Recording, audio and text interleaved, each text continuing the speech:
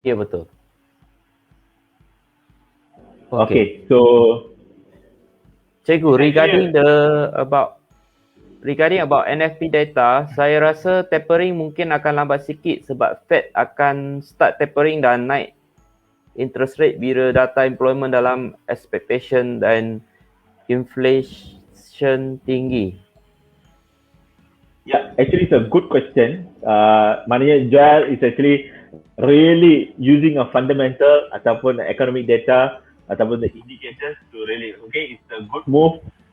Really, so nampak Joel is trying to orang kata blend all this information to use it. Okay, so at least you know why suddenly gold was up and then suddenly what gold was retracing down, or EU was suddenly spiking up but still ni. Okay, sebab dia related to actually what happened yesterday. Okay, I think briefly yesterday during live trade, saya ada bagi tahu. Boleh share screen pun. Okey, boleh. Belum nampak lagi? Saya tak share screen. Oh, okay. Okay. Actually, Okey, yesterday masa live trade saya ada bagi tahu towards the end, okay, why we expecting US dollar untuk melemah, okay. Sorry, US dollar untuk melemah, tapi bear in mind don't caught off guard, okay. US dollar akan menguat walaupun data ni melemah, okay. So if you guys look at it, yes, this 235 is way below the expectation. That's why gold spike up, EU spike up, GU spike up, AU, SU semua naik ke atas. That's because market is a way react, okay? But also we need to think about it. Ada something good news also, average hourly earning, okay? But actually, whenever we look at the data, we need to look in a orang kata holistic way. If you guys follow NFP for the last 2-3 months, kalau nampak bulan 7, okay, you guys can see it, actually it's a very good number in terms of employment. August also is a good number.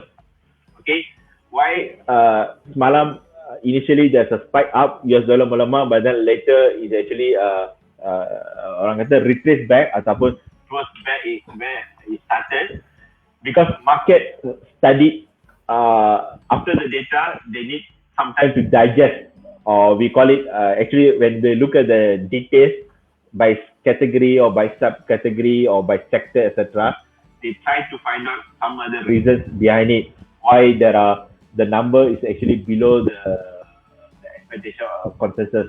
Okay, tapi if you guys look at the trend per se, actually cuma bulan ni je actually it's below expectation. Okay, but last 2 months or generally for the last 5-6 months, employment is actually on an uptrend ataupun we will call it like a full employment.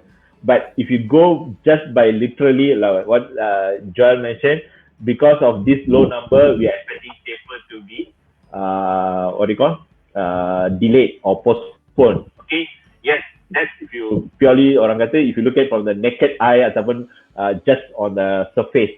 Okay, but if you scratch the surface, or we call it orang kata you peel the onion layer by layer, then you really go into the sectors, for example, whether the unemployment or ataupun the employment that actually lower number, is it come from which sector? Is it education? Is it retail? Or is it F&B or restaurant or leisure, air travel, etc.? So this is where when all the numbers comes in, they actually find out, okay, some of the reasons, okay, so far we got it is it's purely because it's driven by the Delta variant, because the cases is suddenly shooting up.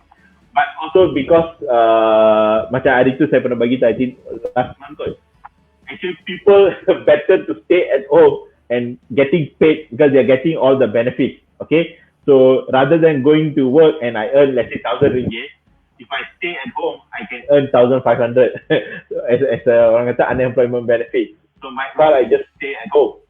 Okay, so and also some of the sectors they actually not to say hired, okay, because the hiring etc happened during the summer season, June, July. Okay, so August there's a reason also. And also some parents ataupun parents with the kids, they also have a difficulty on the childcare. They need to find, sama macam kita sekarang ni, tiba-tiba hari tu childcare center semua tutup, lepas tu ada cases, so takar semua tak boleh buka, so we cannot go to work, so who's going to look after our kids kalau kita pergi kerja.